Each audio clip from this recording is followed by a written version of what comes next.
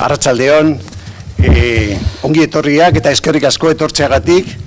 Benetan ziklo ederra da, merezi du etortzea, ikusiko dugu nola jarritzen duen, gaur hasiera bezala, gero esango dizutegu nola Adolfo Suarezen hiletak tokatu direlako, ez duela etortzerik izan Marcelino Orejak.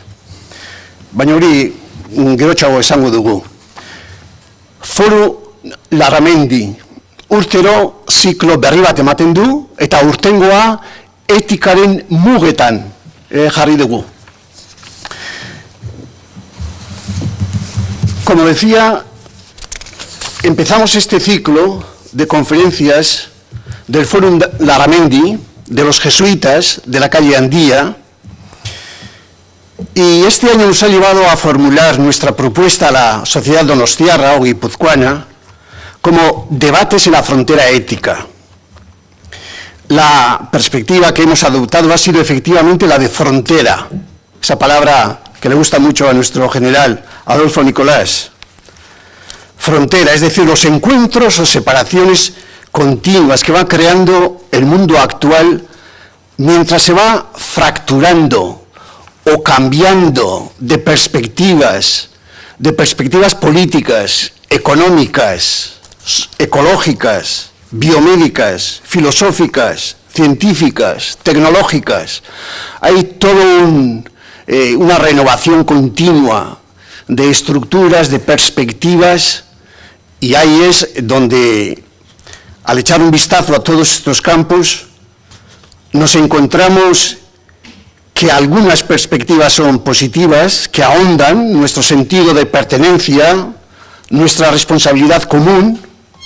Nos encontramos también con déficits llamativos. El mundo se fractura en nuevas fronteras sociales e interiores en las que el hombre se va rompiendo por estas innovaciones en sectores enormemente importantes para nuestras vidas. El objetivo de este ciclo es reforzar una actitud que hemos formulado como espíritu de frontera, que podría tener como tres objetivos, tres perspectivas, este espíritu de frontera.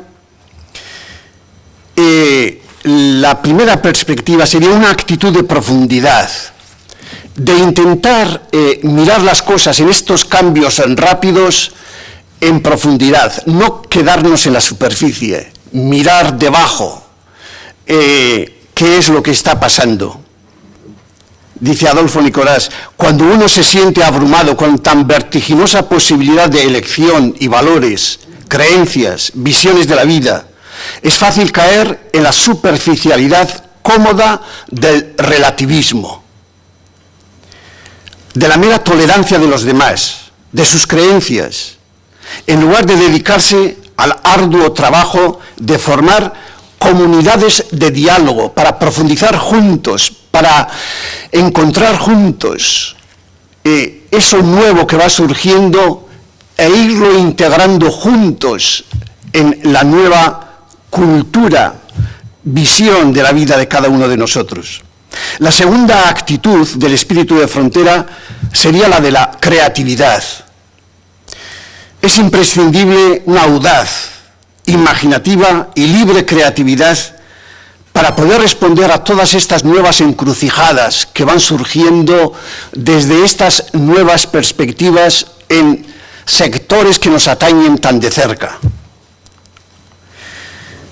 Generar un pensamiento fuerte, significativo, con la mirada puesta en la creación de puentes y reconciliación. Ignacio de Loyola diría reconciliar con los nuevos desavenidos que se nos están acercando desde estos cambios, desde este hombre roto por las nuevas perspectivas en sectores importantes.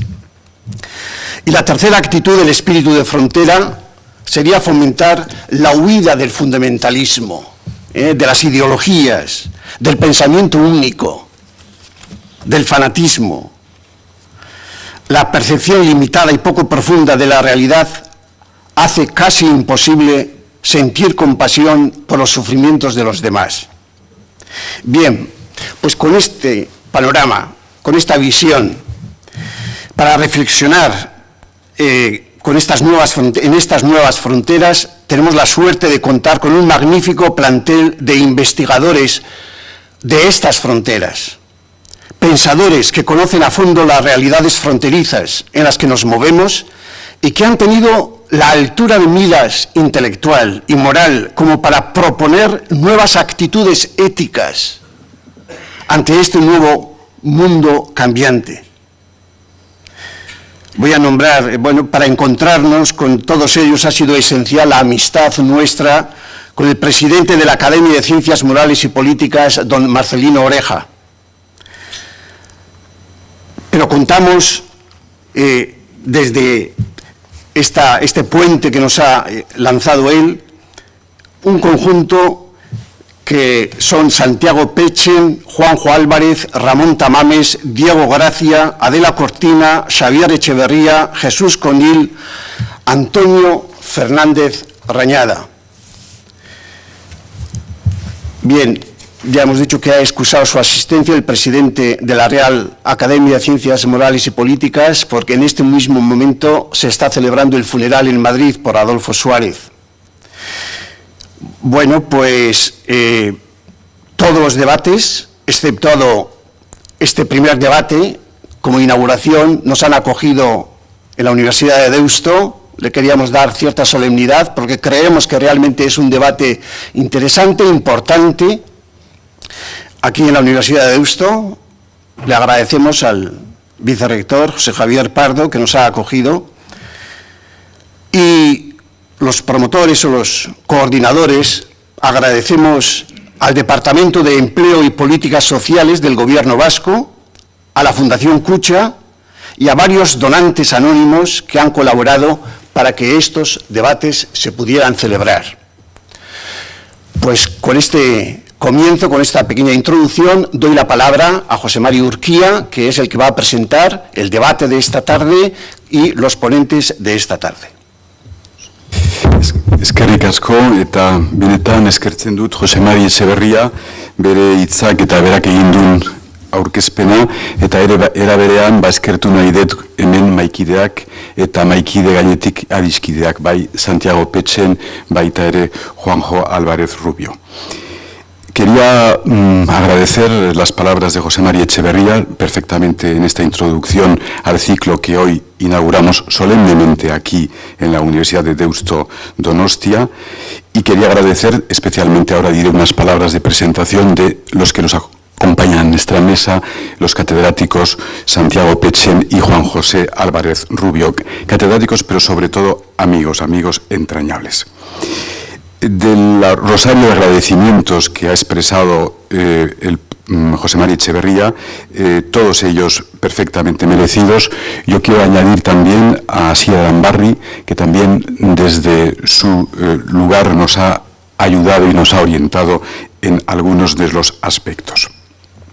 Como no, agradecer la presencia, benetan eskertzen dut hemen etorri zaten guztioi, y como no especialmente a mis alumnos de las aulas de la experiencia, que a mi llamado y invitados cordialmente han querido también acompañarnos en este acto. Por lo tanto, eskerrik asko, muchas gracias por venir a este lugar. La obligada ausencia de Marcelino Oreja, obligada y de pena, porque cuando Marcelino, todavía no hace muchos días, me decía, me gustaría llegar por dos razones. Una, porque él se siente profundamente unido a San Sebastián, él ha vivido muchos años aquí, se siente profundamente agradecido a aquel acto de presentación de sus memorias en la que estuvimos Juanjo y yo en San Telmo, por lo tanto, segundo, doble motivo por venir, y tercero, por estar con nosotros. Pero hay una razón muy importante, no es cualquier funeral, es el funeral de Estado del presidente Suárez, pero es de los 20 ministros de aquel momento, 10 han fallecido, los otros 10, 6 están retirados por imposibilidad en su domicilio y solo 4 son los que viven en el sentido de poder trasladarse y ir a los funerales. Esta es la razón. No obstante, él me ha hecho llegar el texto, es un texto precioso, y luego yo al final de las intervenciones de Santiago y de Juanjo leeré las conclusiones que creo que son pertinentes y que enriquecen el debate. El retorno de político a su dimensión de servicio. Este es el primer tema de candente actualidad. Y para ello tenemos por un lado a Santiago Pechen y por otro lado a Juanjo Álvarez Rubio. Cada uno de ellos va a disponer de unos 15 minutos, 15-20 minutos para hacer su exposición. Luego yo haré lectura de las conclusiones de Marcelino Oreja, que son breves, y luego pasaremos, que creo que es importante, a un turno de debate. Santiago Pechen Verdaguer, con muchas raíces, a pesar de sus apellidos, de origen suizo, pero muchas raíces donostiarras y mucha vinculación con esta tierra. Santiago Pechen es catedrático emérito de Relaciones Internacionales de la Universidad Complutense de Madrid. Es un hombre que ha publicado mucho, pero especialmente en temas de Europa, y yo le conocí en una etapa en la que tenía responsabilidades en la Vascongada y él era delegado en Corte, además de conocerle por una vinculación con Bilbao, etc. Santiago Pechen viene hoy a hablarnos de ese tema, pero el día 3 estará también en San Sebastián, en las aulas de la experiencia, para presentar su último libro, que es un libro precioso, que es El arte de dar clases, que es un libro que merece mucho la pena. Pero hoy nos hablará del tema antes enunciado. Y Juan José Álvarez Rubio, entrañable amigo, catedrático de Derecho Internacional Privado de la Euskal Herriko Universitatea, antiguo director de la UNED, secretario de Governance. Juanjo es además consejero delegado del despacho Cuatro Casas, y es un hombre al que yo creo que la gente le seguimos, tanto en sus artículos de opinión, en los periódicos Deia, creo que van correlativamente, Deia, Noticias de Guipúzcoa o el Diario Vasco, y también en muchas de las conversaciones telefónicas, porque Juanjo, siempre luminoso en sus orientaciones, en su punto de vista, nos agrada escucharle. Además de todo eso, Juanjo es miembro de Eusko Ikaskuntza, él ha trabajado mucho en la sección de Derecho y también amigo entrañable de la Real Sociedad Vascongada de los Amigos del País y de la Academia Vasca de Derecho. No sé si he dicho suficiente, pero creo que no es una presentación porque no lo necesitan, son unas palabras de amistad. Dicho esto, querido Santiago, tienes la palabra. Oso pozik naiz hemen izaten. Orain dela 20 eta 10 eta 4 etorri nintzen unibertsitate honetara euskara ikasten. Eta hemen hilabete bat pasatu nuen euskara ikasten eta asko ikasi nuen. Hace 2 años, para hablar en esta ciudad, elaboré un texto que luego fue publicado en El País, en el que me refería a la relación que en la historia de la Unión Europea había entre el interés y la ética. Y entonces afirmé que la ética aparecía con fuerza cuando estaba vinculada a los intereses y que perdían mucho de su influencia cuando los intereses no estaban presentes. Esta vez, en el Foro Larramendi se me da ocasión de hablar sobre un tema semejante. Y a la hora de elegir un aspecto parcial de la cuestión que tuviera entidad y tuviera atractivo, lo he hecho fijándome más que en el político como persona, en el entorno del político. Porque el entorno del político puede influir en el político, incluso le puede condicionar. Ya se dice que hoy día el político, cuando hace alguna corruptela, lo primero que procura es que nadie se entere, que quede oculto. Y es muy difícil en unas relaciones de poder libre como son no poco sometidas al derecho, como son las internacionales, esté generosamente presente la ética, pero eso también ocurre en la política nacional, por muy regulada que esté por el derecho. Precisamente por eso es necesario rearmar moralmente el entorno del dirigente. El dirigente se ha de encontrar con un entorno armado moralmente. La perspectiva moral de la política es una perspectiva muy cautivadora, más cautivadora tal vez que la perspectiva del derecho. Por una parte es más profunda y por otra parte es más flexible. Y con frecuencia, para construirla, nos va bien hacer comparaciones entre hechos. Hechos que la perspectiva moral no puede obviar. Los hechos de los cuales los periódicos hablan cada día. El de Palestina y de Crimea, por ejemplo. Palestina, un territorio cada vez más irreversiblemente ocupado por el crecimiento de los asentamientos, a pesar de los compromisos de Israel en frenarlos y de la negación absoluta y exasperada de su legítima población. El caso de Crimea es también un caso de ocupación. Puede hacerse entre los dos una comparación jurídica, pero resulta más sugerente realizar una comparación moral si queremos encontrarnos con una dimensión más profunda y por lo tanto más verdadera. Desde el punto de vista moral, la tendencia a iniciar una guerra fría entre Oriente y Occidente podría ser muy desproporcionada. ¿Por qué? Porque detrás de la ocupación de la península del Mar Negro existen unos rasgos de civilización, de historia y de sociología que pueden moderar la valoración negativa total salida del derecho. Claro que si Putin quisiera ocupar más territorios, ya la situación sería diferente. Habría que aprovechar esta ocasión para dar mayor ímpetu a la unidad de Europa. La presión salida de lo ocurrido en Crimea tendría que operar como algo semejante al condicionamiento soviético que fortificó la construcción de la unidad europea. Y en la vida política internacional y también en la nacional, tenemos ejemplos realizados en favor de la formación moral del entorno de los políticos. Yo en esto, dedicándome a la investigación, he tenido un descubrimiento, una experiencia muy interesante.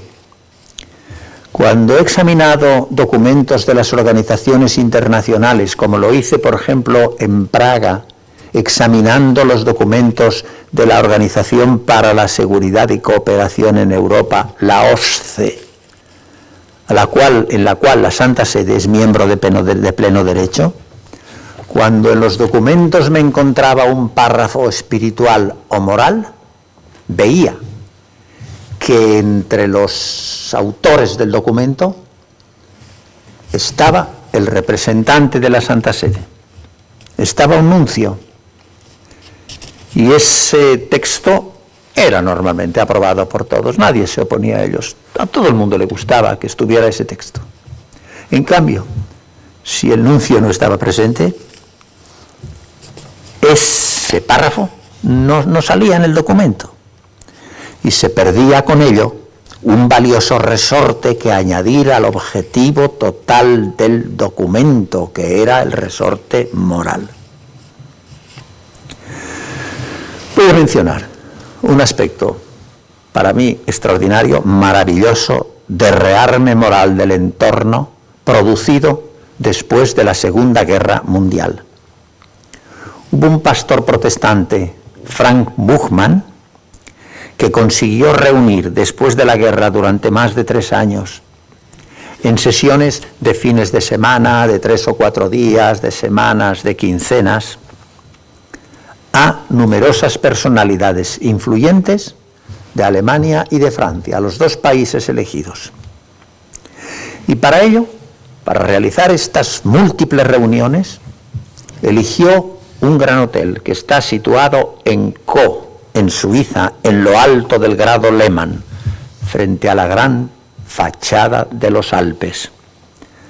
Cuando en alguna ocasión he pasado por allí, he sentido en mi interior la emoción generada por un hecho humanamente tan constructivo como aquel. Allí acudían franceses y alemanes, abrumados por el peso de la gran destrucción humana y material de la guerra. Y allí se mezclaban, unidos en un mismo espíritu de esperanza, políticos, militares, periodistas, profesores, sindicalistas. Se encontraban durante todo el día en las salas de reunión, en el comedor, en el jardín, en los corredores, en el lavaplatos. El carisma y el talento de Buchmann les conducía en aquellos encuentros que él mismo llamó de rearme moral. Aquel rearme moral de entonces actualmente es una fundación que se llama Iniciativas de Cambio. Un rearme moral del entorno. El entorno estaba preparado para el cambio y, según constataron algunos, sirvió para la aceptación de la creación de la Comunidad Europea del carbón y del acero. En el estudio de la mediación, vamos a otro tema, que la Santa Sede realizó entre Argentina y Chile para solucionar el conflicto del canal de Beagle, un autor estudioso de esta mediación, Thomas Prinsen, investigador de Harvard, constató lo siguiente, que los miembros de la mediación que tuvo lugar en el Vaticano, al principio sabían muy poco del qué y del cómo de la cuestión, pero aprendieron muy rápidamente. Dice Thomas Prinsen, porque eran sacerdotes y estaban acostumbrados a practicar constantemente la entrega a los demás. Y aquel entorno moral tan rico fue la clave que condujo al éxito del acuerdo.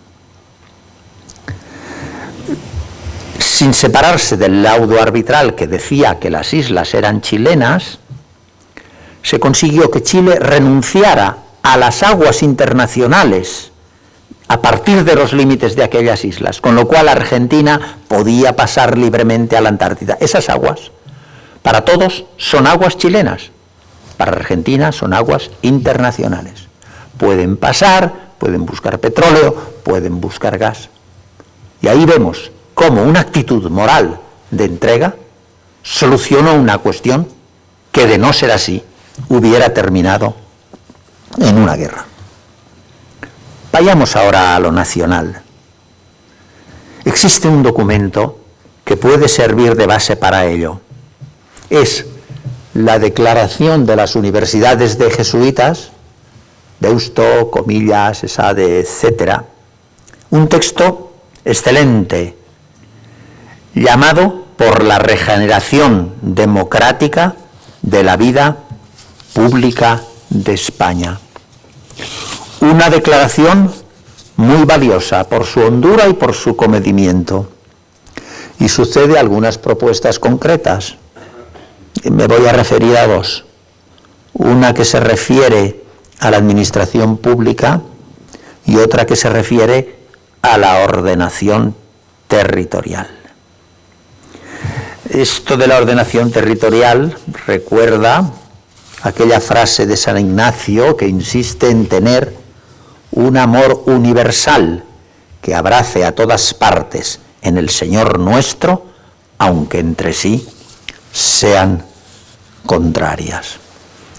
Y queriendo aplicar los principios que en el documento encontramos al entorno político, yo voy a ser un poco más atrevido que el documento. Y voy a ser más atrevido que el documento, pues porque estoy dando una conferencia, y una conferencia pues supone una flexibilidad y un acercamiento mayor, ¿no?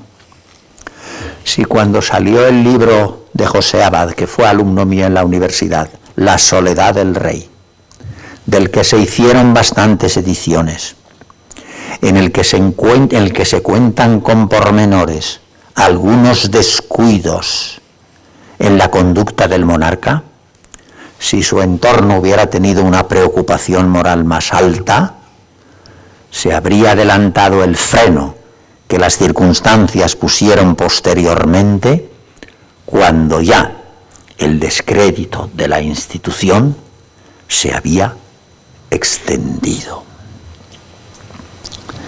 Otra cuestión más concreta que quiero mencionar y que necesita un entorno moral imparcial y preparado es la cuestión de Cataluña. La imparcialidad y el equilibrio exigen un amor sincero a España y un amor sincero a Cataluña. Para ello hay que adoptar una actitud parecida a la de Robert Schuman cuando decía: servir a la humanidad es un deber igual a aquel que nos dicta nuestra fidelidad a la nación. En los artículos de opinión aparecidos en la prensa para homenajear a Suárez salen grandes elogios que albergan facetas de talante moral, pero el concepto moral nítido y en solitario no aparece en toda su dimensión.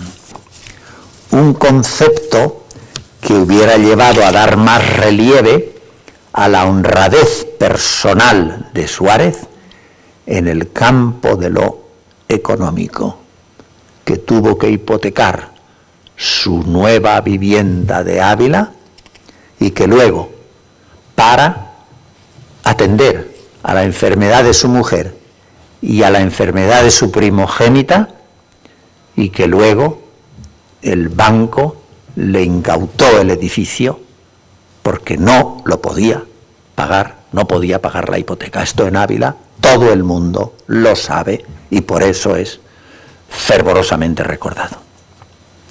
Este documento de las universidades jesuitas termina así: si, como presumimos, muchos de otros actores sociales están en sintonía con esta declaración, cabe impulsar un gran pacto cívico en la sociedad española que impulse este entorno moral de los políticos, que les exija y que les condicione.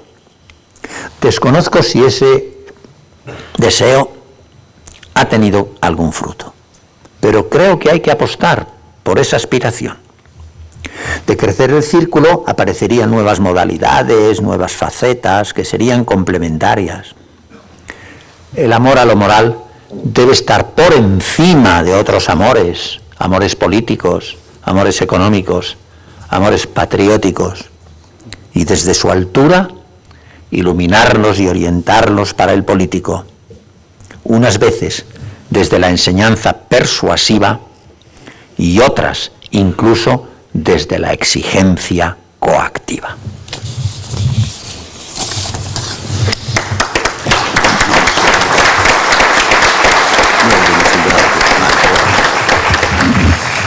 Muchas gracias, Santiago. Luego procederemos a comentar tu exposición. Y tiene la palabra también en el mismo tiempo aproximadamente el profesor Álvarez Rubio. Cuando quieras, nahi desunian.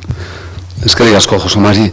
Eskerrik asko lehenik eta bindien hori etortzagatik. Nik oso guztua nago, txian bezala sentitzen nago, eta gainez, eta ez da topiko bat, ez? Hore handi bada, hemen egotia, eta ziklo oso potente, sugerentia ere, ez? Azkenean etika mugetan eztabaidak, ez? Ez da gutxi, eta ze konteksto gainez hau sortzen da, ez? Orduan nire eskerrek beroena, bai koordinatzaileei Jose Mari Etxeberria eta Jose Mari Urkia adizkide, eta denoi etortzagatik. Ez un honor eta baita eskertzekoa da zure hitzak euskeraz eta eskertzen da baita noski. Azkenean, elkar bizitza lortzen da, gesto, la convivencia se logra también con esos gestos, además de lo que planteabas, ¿no?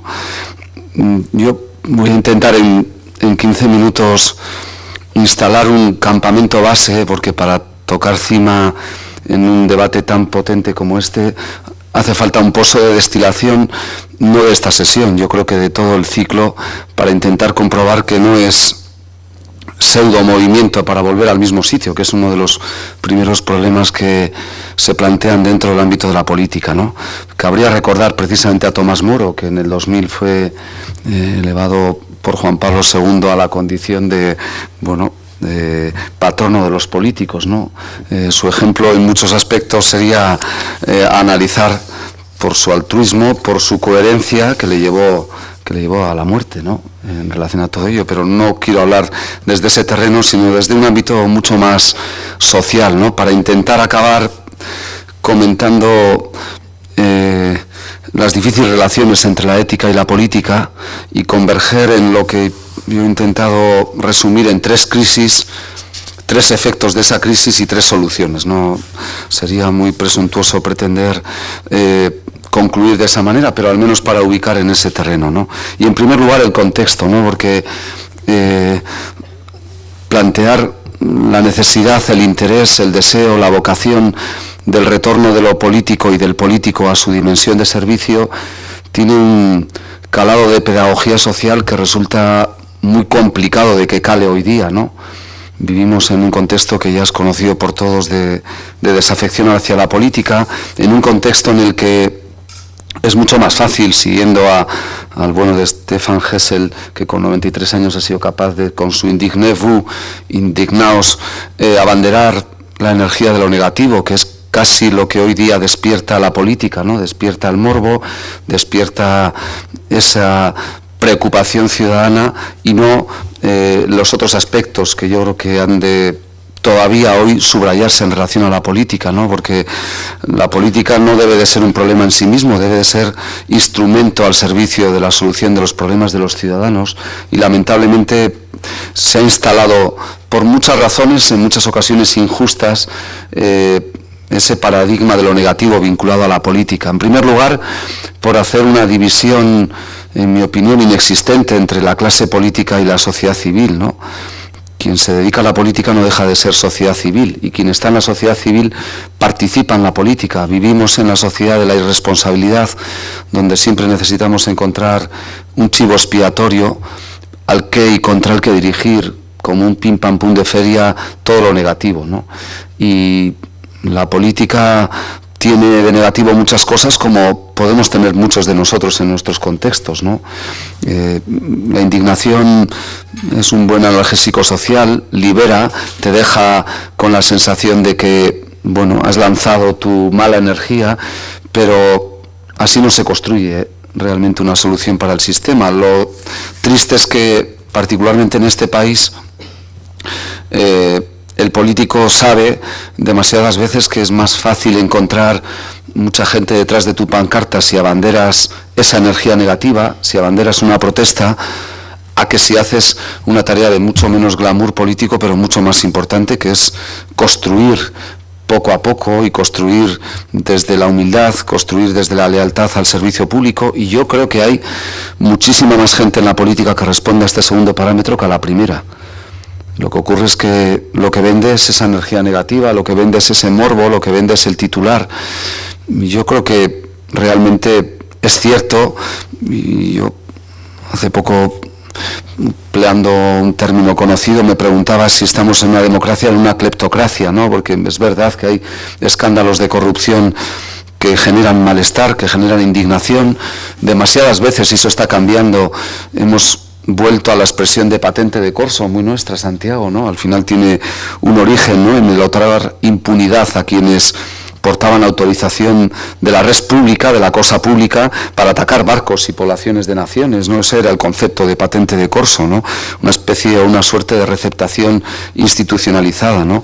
Esa sensación de impunidad ante la corrupción o el nepotismo hace mucho daño, o cuando de uno a otro cuerpo de la clase política todo argumento de defensa, ataque ha sido de decir tú también lo haces, ¿no? Y eso genera tal efecto de antipedagogía política y social ante todo ello que es muy difícil pelear contra corriente, ¿no? Es difícil, pero hay que intentarlo. Yo creo que ese es un propósito fundamental, ¿no?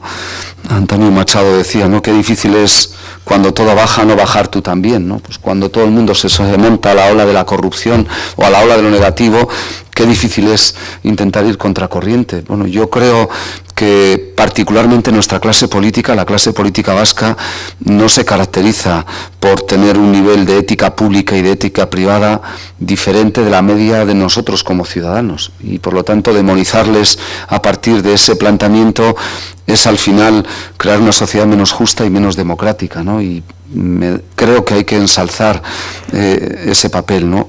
Generalizar el discurso de que toda la clase política se corrompe daña la credibilidad de los dirigentes políticos y es muy difícil, ¿no? el actuar de esa manera. Lo que sí es cierto es, y lo planteaba Santiago recordando ahora algunas cuestiones, lo que sí hay es una demanda social que exige conductas decentes, conductas honestas, que exige una responsabilidad moral que nos es exigible a todos, pero particularmente a quienes desempeñan cargos financiados con el presupuesto público y desde la red pública, ¿no? Necesitamos y reivindicamos buenas prácticas, seguramente más ejemplos positivos y menos leyes, y algo de eso creo que ha habido detrás de el homenaje a Suárez en lo que representaba, un intento personalizado en él de un momento en que la política pretendía abrir auras de esperanza, ¿no? Y con todas las dificultades que podía haber, yo creo que ese era un dato importante, ¿no? Creo que en el fondo el malestar social que genera la política es más por su incapacidad para aportar soluciones a la crisis, por ser muchas veces un exponente de una mera táctica oportunista, repetitiva demasiadas veces hasta el aburrimiento, rígida en sus esquemas tradicionales. No sé, hace falta, además de un comportamiento ético, una renovación de la democracia, ¿no? Hay un déficit sistémico en la propia política, vive un estancamiento casi ritual, como con temor a salirse de las fórmulas convencionales, casi como ocurre demasiadas veces, por eso les escuchamos con sordina, ¿no? Cuando el político es tan previsible que casi al ciudadano o a la ciudadana solo le interesa aquellos momentos en los que él cree que el micrófono está cerrado y está abierto, ¿no? Porque crees que es el único momento en que habla con sinceridad, ¿no? Y eso es triste que tengamos que pensar de esa manera, y sin embargo es lo que está instalado entre nosotros con demasiada frecuencia, ¿no? Yo creo que la solución, además de lo que me permitiría proponer, pasa por una renovación que mejore la calidad del espacio público para ajustar nuestros ideales normativos de la democracia y de la vida en sociedad a la actualidad, ¿no? Hacer una democracia verdaderamente deliberativa. Tampoco ayudan demasiado la organización tradicional de los partidos políticos, anquilosada, fosilizada, construida sobre la base de camarillas, y eso toca a todos, porque no depende de sus estatutos. Yo lo poco que conozco del mundo político es la sensación tristemente penosa, incluso cuando en el Parlamento se debaten cuestiones en las que la conciencia ciudadana está por encima de la pétrea exigencia de seguir de la mano de lo que tu líder manda, ¿no? Ese tipo de gregarismo, ese quien se mueve en la foto no sale, es el fin de la política, porque es la antipolítica, ¿no? Y sin embargo es lo que toca, ¿no? Porque al final hace un gran daño, ¿no? Obsoletas organizaciones realmente, que yo creo que requieren de una dinámica mucho más estimulante y que también creo acaban incidiendo en ese desapego del que hablaba del ciudadano a la política, ¿no? No todo tiene que ser negativo, porque si alguien tiene que ser capaz de civilizar colectivamente el futuro, ha de ser la política. Cada uno de nosotros o nosotras nos preocupamos en relación a la crisis de lo que pasa de nuestra puerta para adentro, ¿no? Esta crisis jibariza el sentimiento social de la solidaridad, y lo sabe bien Íñigo Pombo y todo el ámbito de Juan María Burto en lo que representa Olida Milibia en el terreno de lo que es las prestaciones sociales desde el gobierno vasco. Cada vez esa autarquía, esa falta de altruismo social hace que también nuestro nivel de recepción y de choque frente a la corrupción se exacerbe. Poco antes de la crisis, en el 2007, en la última encuesta del CIS, dentro de esos problemas ciudadanos que realizan sociólogos de prestigio, pues la preocupación ciudadana respecto de la corrupción en la política ocupaba el 21º lugar. Hoy día está en el ranking en el número 1. Yo creo que en aquella época se estaban gestando elementos de corruptelas que luego han aparecido. Cuando a uno no le va mal, el umbral de soportabilidad de la corrupción de terceros es mucho mayor que cuando a uno nos va mucho peor, y eso se atestigua y se certifica claramente en ese terreno, ¿no? Si de algo tiene que servir esta crisis tan dura y tan catártica es para revalorizar también el valor de lo político. Vivimos en una política asentada en la confrontación, basada demasiadas pocas veces en la humildad, en la autoritas, en el liderazgo, en huir de un falso elitismo.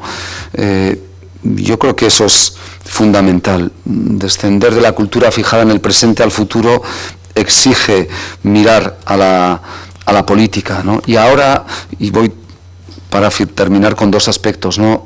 Encontramos algo que alguien dice que es la antipolítica, y yo creo que es un complemento a la política, ¿no?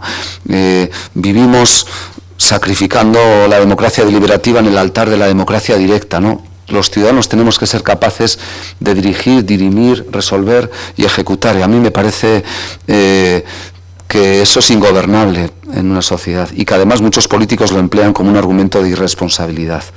El concepto de participación ciudadana es un complemento, no es un sustituto de la política, ¿no? Y bueno, habría muchos elementos que cabría subrayar. Yo solo quiero destacar algunos muy rápidamente, ¿no? Porque como todo el mundo ensalza esa vertiente, yo creo que vivimos demasiado instalados en algo que Luis Aragonés Gonzalo definió como la cultura de la queja. Participamos para quejarnos, no para construir. Es una participación escasa, son pocos los que participan mucho y muchos los que participamos poco. En eso también el franquismo, además de la tiranía y de la dictadura que representó, nos comió como sociedad civil, y todavía no hemos logrado activarnos. Tenemos un músculo participativo muy escaso. Una participación además no educada. La dictadura secuestró la vida pública, alejó todas las preocupaciones colectivas de la ciudadanía y generó una apatía, un desinterés, una desafección que ahora emerge por esa energía negativa de la que hablaba anteriormente. Hemos superado la efervescencia de la transición, en donde esperábamos realmente que la política nos sacara de las tinieblas de 40 años, y ahora volvemos a ese punto. Vivimos más en una participación de servicios, de perfil casi socioasistencial, paliativa, que una verdadera participación en el sentido estricto de la palabra, ¿no? Una participación también desde la confusión entre lo público y lo privado. Tenemos una ciudadanía todavía demasiado débil como sociedad civil organizada, y todo eso en un cambio de época económico, político, geopolítico, cultural, en un cambio del concepto de Estado, en una desaparición del Estado-providencia, y en una sociedad muy débil desde muchos puntos de vista, en la sociedad de la irresponsabilidad que trataba de apuntar anteriormente, ¿no? Las relaciones entre la ética y la política, decía, nunca han sido fáciles, y en este país muchísimo más, ¿no? Porque hablar de corrupción exigiría previamente hablar de convivir, ¿no? Y en el propio elemento de la convivencia hay tres planos de análisis del comportamiento de quien desde la política es incapaz de reconocer el daño causado bajo unas siglas o unas ideas políticas. Jurídicamente eso puede ser factible, políticamente también, éticamente no. Y si no hay una ética pública y una ética privada, no vamos a tener una sociedad justa ni una sociedad democrática, ¿no? Yo creo que eso es lo primero y fundamental, ¿no? Esas relaciones entre la ética y la política son tema de viva discusión cotidiana, y yo me permitía identificar tres crisis, porque vivimos en tres crisis en una, ¿no? La crisis económica, Y bueno, hay conductas políticas que son inadecuadas, haya o no haya crisis económica. La crisis no ha convertido lo bueno en malo, no ha inventado la corrupción, lo que ha hecho es modificar nuestra percepción de la cosa pública, aumentar sobre nosotros el efecto de lo negativo. Conductas que antes pasaban inadvertidas o que eran incluso toleradas en épocas de bonanza, ahora en medio de la austeridad y las consecuencias de esta crisis económica se convierten en algo insoportable. Por tanto, hay un primer factor de contexto, crisis económica. Un segundo, crisis política y crisis de la política, ¿no?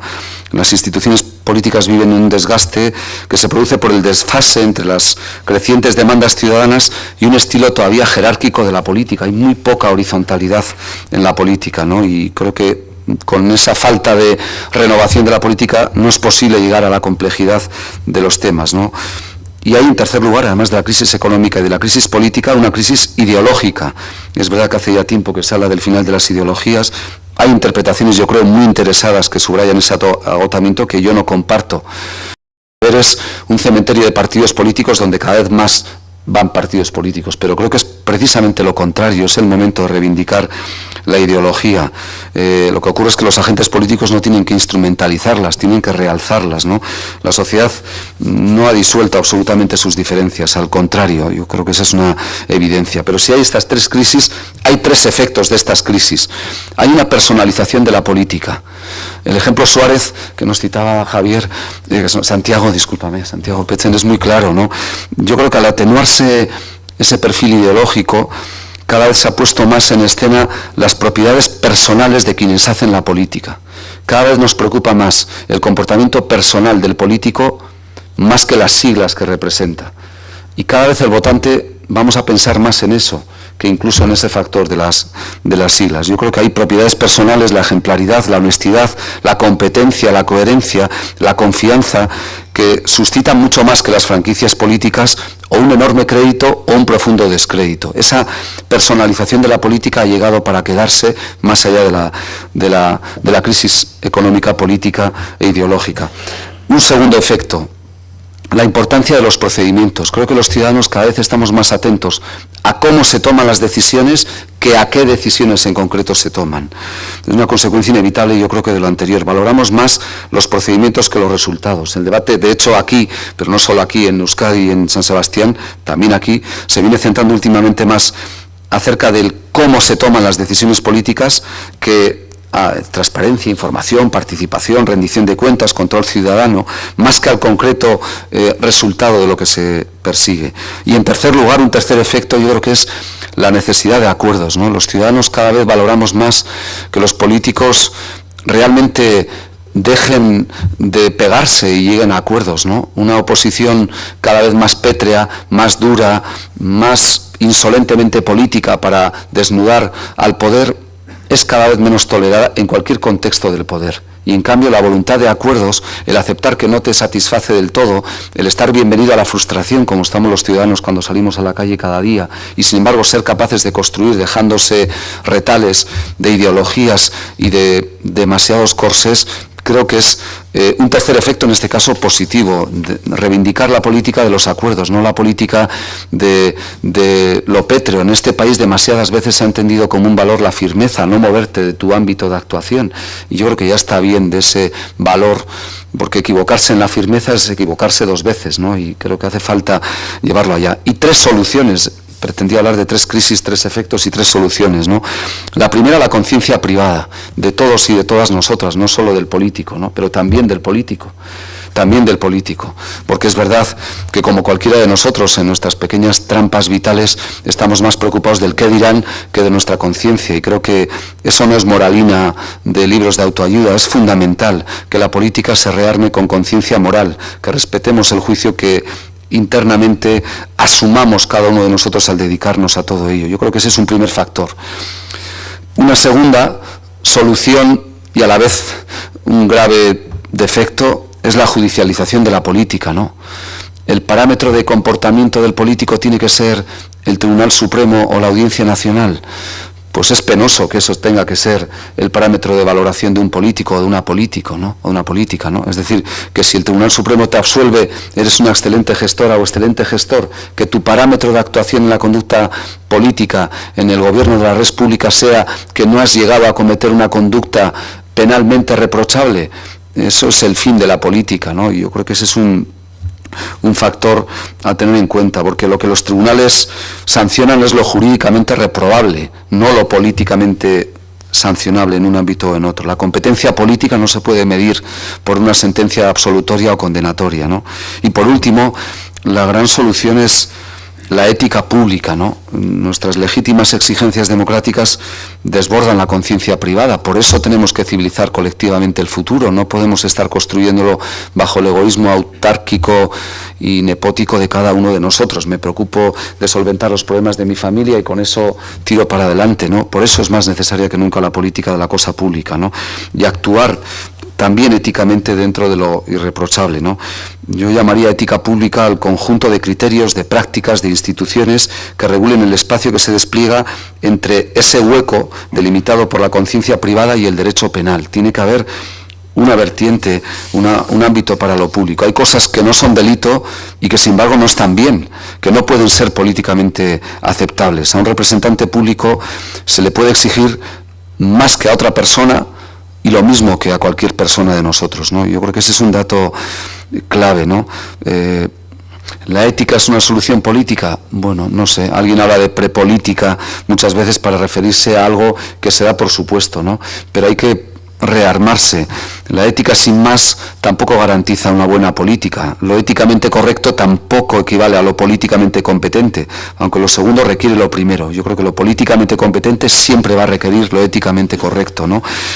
Parecería, termino innecesariamente o innecesario recordarlo, ¿no? Pero la verdad es que no está de más cuando abundan soluciones morales para problemas políticos y cuando hay quien se dedica, como dice Josuna Elizondo, a ponerlo todo perdido de principios, ¿no? No me hable tanto de principios y gobierne la red pública también con una ética pública, ¿no? Un gobierno éticamente intachable puede que no sea necesariamente un buen gobierno, ¿no?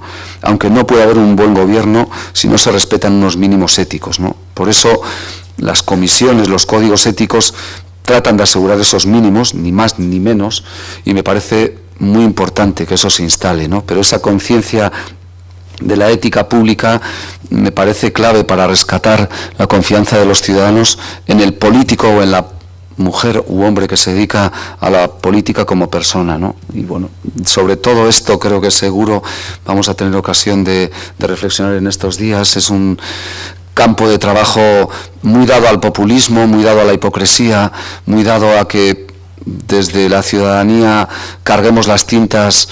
Por eso, igual que en el caso del Prestige, pues se buscó el chivo expiatorio de Mangouras, el capitán. Hacía falta que alguien hubiera y fuera responsable. Pero yo creo que esto se hace en Ausolán, se hace entre todos o no se logra.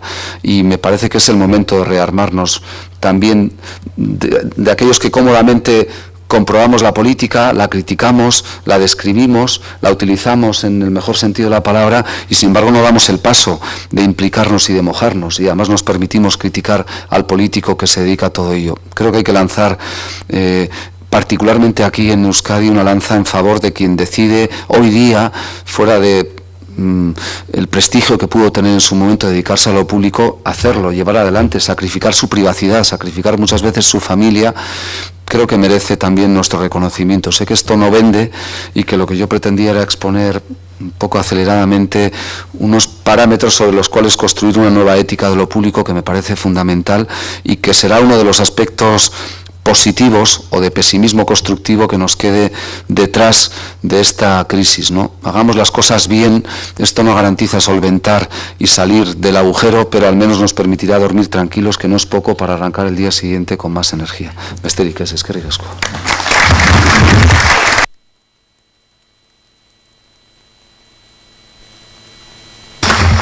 Eskerrik asko, muchas gracias, Juanjo. Y como decía al principio, muy brevemente, Marcelino Oreja también se hará presente a través del texto que nos ha remitido y del cual yo haré, al final leeré literalmente un decálogo que le ofrece, en la línea de lo que han dicho nuestros dos anteriores intervinientes, de los caminos para la sanación o la recuperación del debate ético, de lo ético en lo público.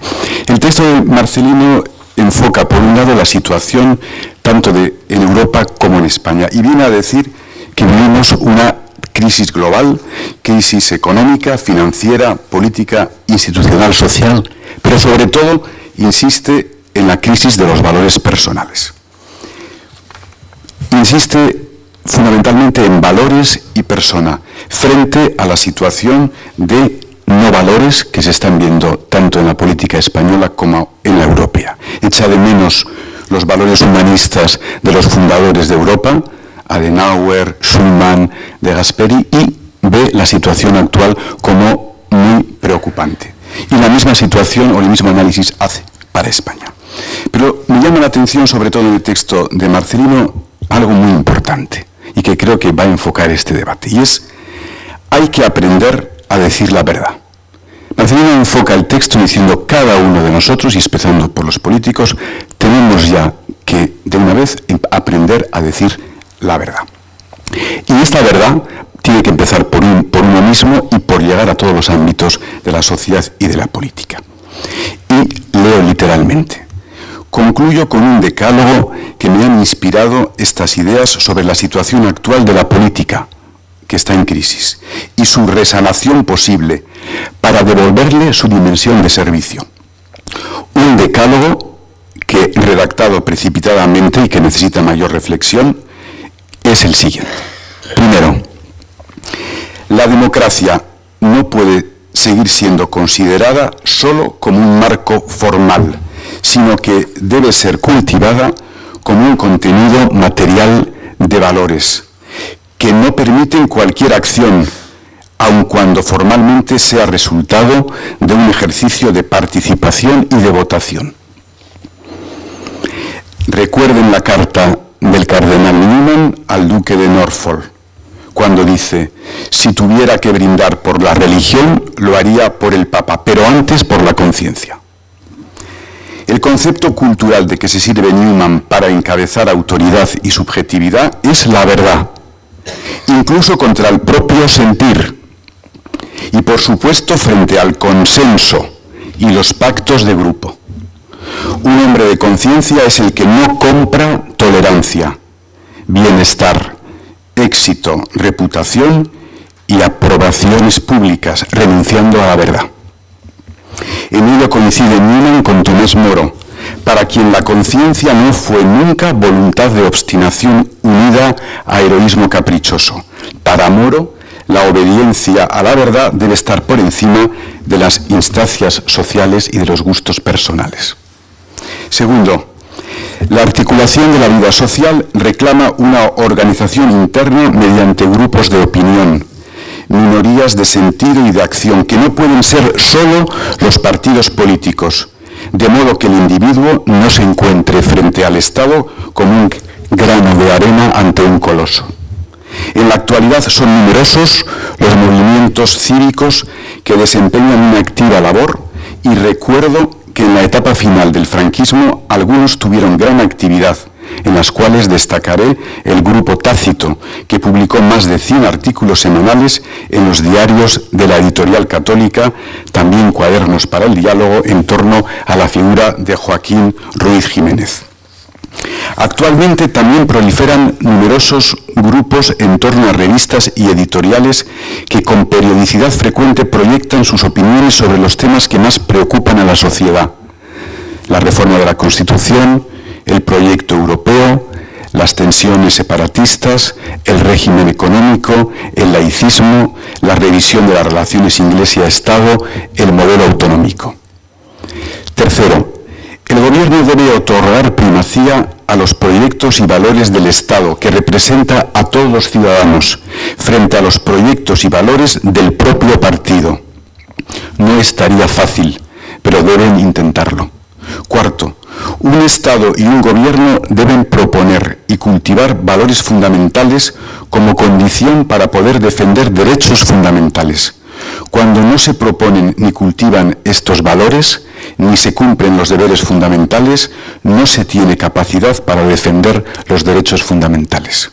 Quinto, todo gobierno debe atender y otorgar importancia no solo a los factores de unidad y de cohesión de la nación, sino también a los factores de diversidad, para que el pluralismo sea enriquecedor y no destructor de la unidad o freno de la cooperación nacional. Comprendo que la dificultad de esta tarea, pero debe intentarse. Sexto, aquellos aspectos de la vida nacional que afectan al suelo y al techo de toda la nación deberían de ser pactados entre los partidos, de forma que los asuma siempre quien gobierne, fuera el que fuere. Entre ellos están la política exterior, la educación, la sanidad y la defensa. En España lo intentamos durante la transición y el fruto fue la Constitución de 1978 con el respaldo de todas las fuerzas políticas. Séptimo, entre las conquistas iniciadas en el siglo XX está la superación de los nacionalismos, el descubrimiento real de la unidad de conciencia humana y la corresponsabilidad universal que llevan a tener que pensar los problemas de cada continente o nación, teniendo siempre ante los ojos la repercusión de esas decisiones propias para los demás países. Ya no hay islas, sino un océano que rodea a un único continente. Octavo, la política tiene su propia lógica y no puede ser separada de la economía, ni esta de aquella, ni la una ni la otra de la moral. Las tres forman un ángulo, o mejor dicho, un triángulo, cada uno de cuyos lados es esencial a los otros. Noveno, Europa tiene que examinar qué ejercicio de la razón, qué modelo de humanidad y de convivencia entre las naciones hicieron posible las dos grandes catástrofes bélicas del siglo XX, con 150 millones de muertos entre agosto de 1914 y la Guerra de los Balcanes. Sin ese conocimiento y la inversión de esas ideas y actitudes que llevaron a tales hecatombes, su repetición es siempre una amenaza, y bueno es recordarlo precisamente en los momentos que vivimos actualmente. Décimo, es necesario volver a pensar por qué y cómo hemos llegado al actual silencio social sobre Dios en Europa y preguntarse qué conexión hay entre la crisis de Dios y la crisis del hombre, e indagar nuevos caminos para encontrar el lugar propio a la confesión religiosa desde el reconocimiento de los derechos humanos y de los marcos constitucionales. Termina diciendo, repasando estos puntos y otros que se pudieran añadir, alguien tal vez se pregunte, ¿qué condición se requiere para su puesta en práctica? Utilizaré un término que encabezaba un artículo de mi compañero en la academia, el profesor Olegario González de Cardenal. Se necesita coraje. Hay ciertos momentos en la vida en los que hay que pasar de las ideas a la acción, del retraimiento público a la participación responsable y mostrar con claridad las grandes metas a las que debemos aspirar. El coraje moral nos lleva a salir de la irresponsabilidad, la cobardía, el escepticismo. Coraje quiere decir voluntad de verdad y de justicia, esperanza y decisión, resistencia y acción. Si se pierde la esperanza, se pierde la audacia. Coraje para que allí donde cada uno esté, no prevalezca la mentira, la injusticia, el soborno, el chantaje, el encubrimiento. Recuerden las palabras de nuestro ingenioso hidalgo Don Quijote, que podrán los encantadores quitarnos la aventura, pero el ánimo y el esfuerzo es imposible. Yo concluyo, pero antes quiero añadir el coraje moral, otra condición que se debe exigir al político y que a veces se olvida. Ya se ha dicho aquí, la ejemplaridad pública, de la que ha escrito un bellísimo libro un pensador español, Javier Gomá. Pienso que el administrador de lo público tiene una especial responsabilidad, que es la de dar ejemplo, la ejemplaridad. Si recorremos la historia del pensamiento político, encontramos infinitas citas en este sentido. Edmund Burke sentenció, el ejemplo es el único argumento efectivo en la vida civil. Y Baltasar de Castiglione nos recuerda, la vida del príncipe es ley y maestra de los pueblos. Por último, Saint Just denunció ante la Convención, se promulgan demasiadas leyes, se dan pocos ejemplos.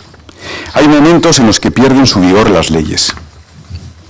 Carecen de fuerza los imperativos de acción y convencen únicamente las virtudes acreditadoras. No es posible separar la legitimidad jurídica de la legitimidad moral. La moralidad pública no existe si no es sostenida por la moralidad privada. Coraje y ejemplaridad son así como dos líneas trenzadas para la dimensión del servicio que la política reclama. Y termina con una cita personal. Cuando estuvo recientemente Marcelino en Roma, yo le oí en el Atrio dei Gentili, organizado por Ravasi, que ha sido doctor honoris causa por la Universidad de Deusto, donde dio más o menos esta conferencia, y donde relata también la visita que hizo al Papa Francisco y el interés que ha suscitado el Papa Francisco, precisamente quizás porque está abundando en estas ideas de verdad, de ejemplo, etc. Y termina con una frase que a él le gusta mucho y a mí también, que es el recuerdo de Marañón cuando recibe a Pedro Laín, o mejor dicho, cuando Pedro Laín evoca a Marañón en su discurso de la Academia y dice: recordar y esperar es en suma crear, y crear está siempre a un paso de creer.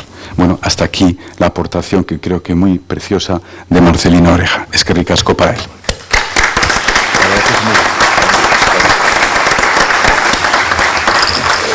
Bueno, pues ahora es el turno de, después de toda esta cantidad de ideas y de cosas, pues sería el turno de todos ustedes y de todos vosotros de la mesa. Por lo tanto, tenéis la palabra, tienen la palabra.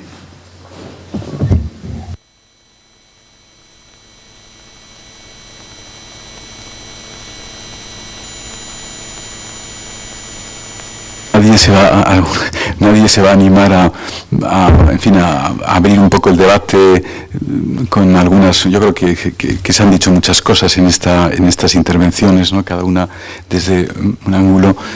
Nadie va a tener la amabilidad de romper un poco el. A ver, mientras tanto. ¿Hay alguien o no? Adelante. No. La urgencia, me parece, de ese rearme moral, viendo que la juventud ha desconectado totalmente de una sociedad sin rearme moral.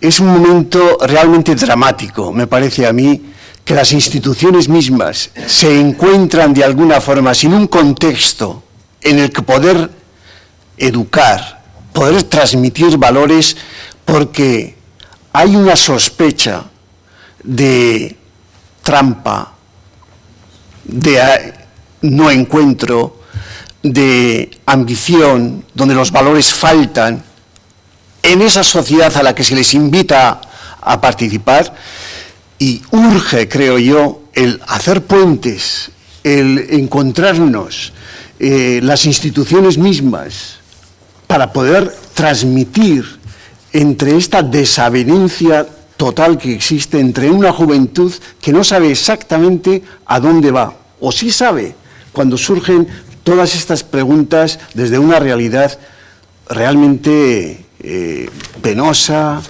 sin futuro, que nos está metiendo a todos en un callejón sin salida, y donde realmente habíamos empezado con una ilusión europea, donde realmente lo social, el encuentro, una nueva comunidad, una nueva ejemplaridad para el mundo iba a surgir ahí, de una Europa rota, pues otra vez el desánimo que existe, incluso en esa parte internacional, donde lo nacional naturalmente encuentra pues poca perspectiva ejemplar para unirse, ¿no? Si queréis. Pues sí, estoy de acuerdo, pero lo bueno creo que sería buscar el cómo. ¿Cómo se puede hacer algo que al presentárselo a la juventud, esa juventud pueda responder: esto sí que vale la pena? Y aquí yo ponía, al hablar de las instituciones, has hablado de las instituciones, este documento de Deusto, comillas, ESADE y algunas instituciones más, titulado Por la regeneración democrática de la vida pública de España. En el entorno de este documento aparecen personalidades importantes. Javier Solana, Josep Piqué, Daniel Innerarity, Losada y otros.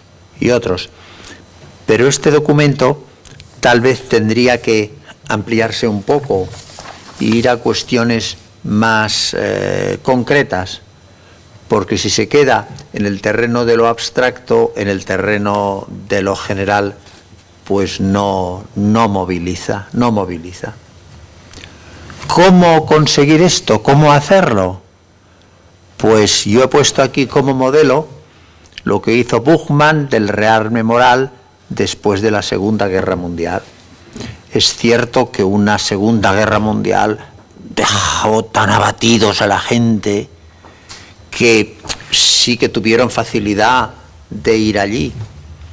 Ahora es diferente, porque no ha sido un cataclismo tan visible, pero sí que ciertamente es una trampa que se esconde, que se diluye, pero que lo llena todo.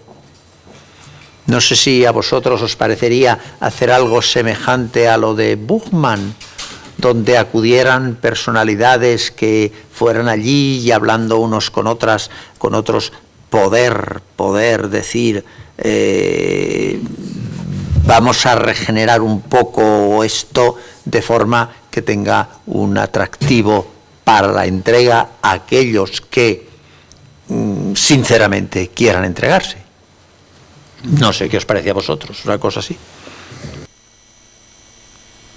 Es interesante, pero yo creo que a Europa le ocurren muchas cosas, ¿no? Pero primero ha demostrado su incapacidad política para hacer frente a esta crisis y es una suerte de despotismo ilustrado por un lado y un amianto, un veneno que tiene el proceso de construcción europea, que es el egoísmo intergubernamental o estatal, ¿no?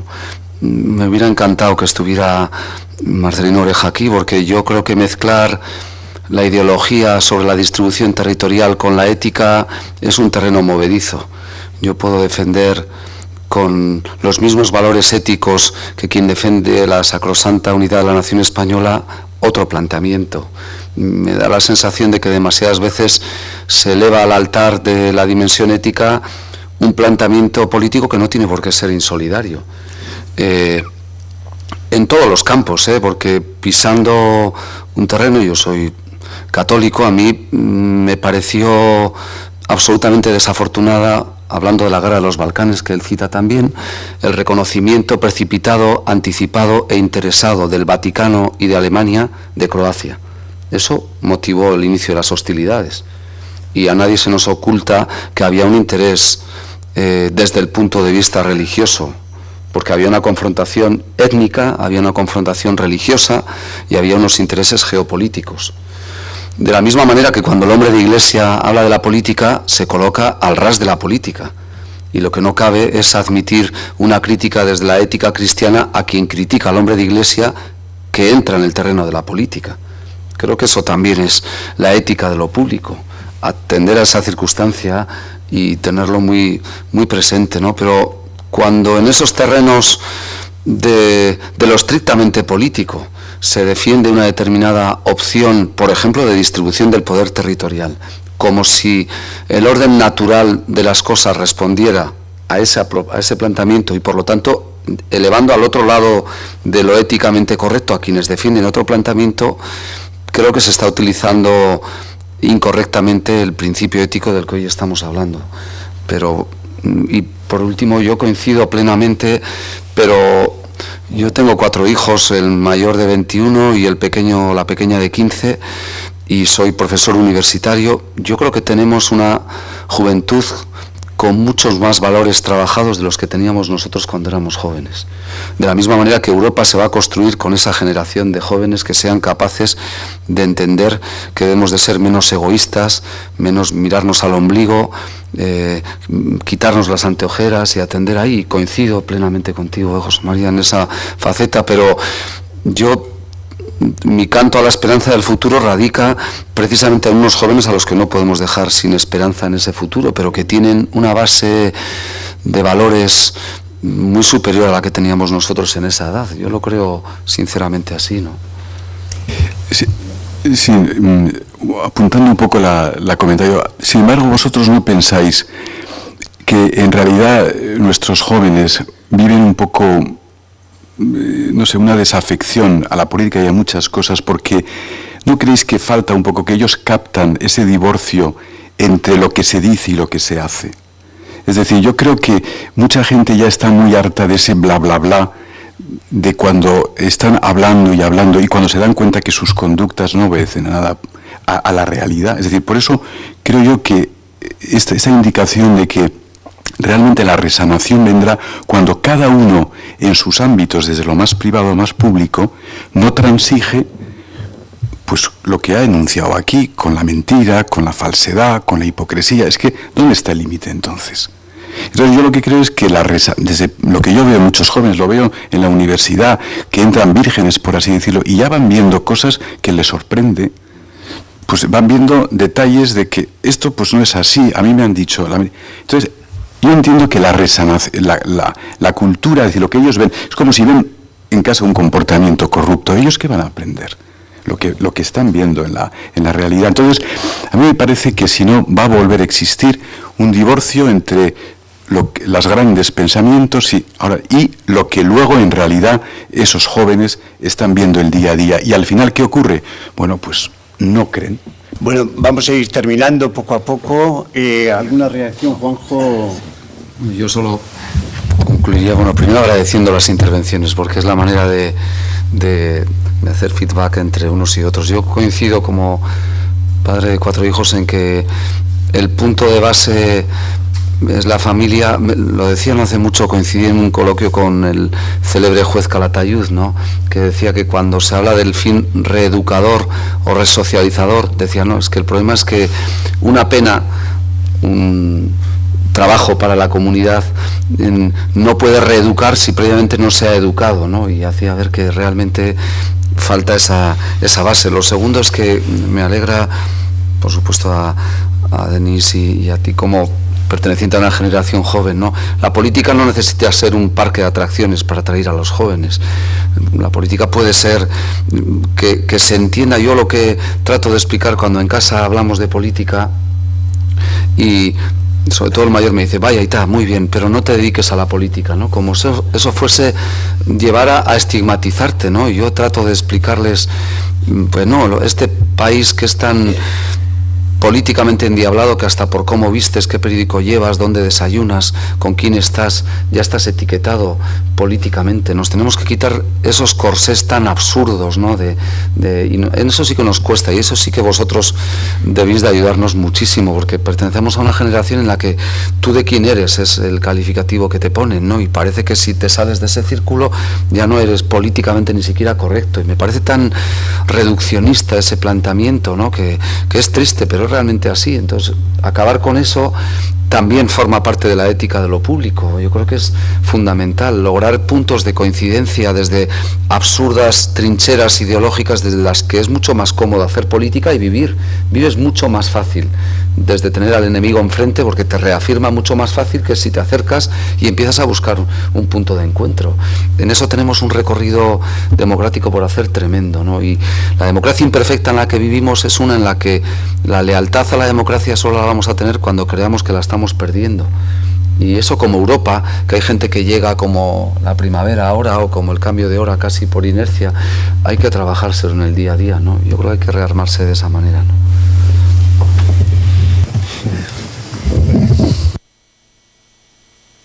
A todos, desde luego a Santiago, a Juanjo, a Marcelino Oreja, que nos han sugerido perspectivas tan interesantes. Mañana vamos a hacer algo parecido con horizontes de ética de la economía y de la ecología.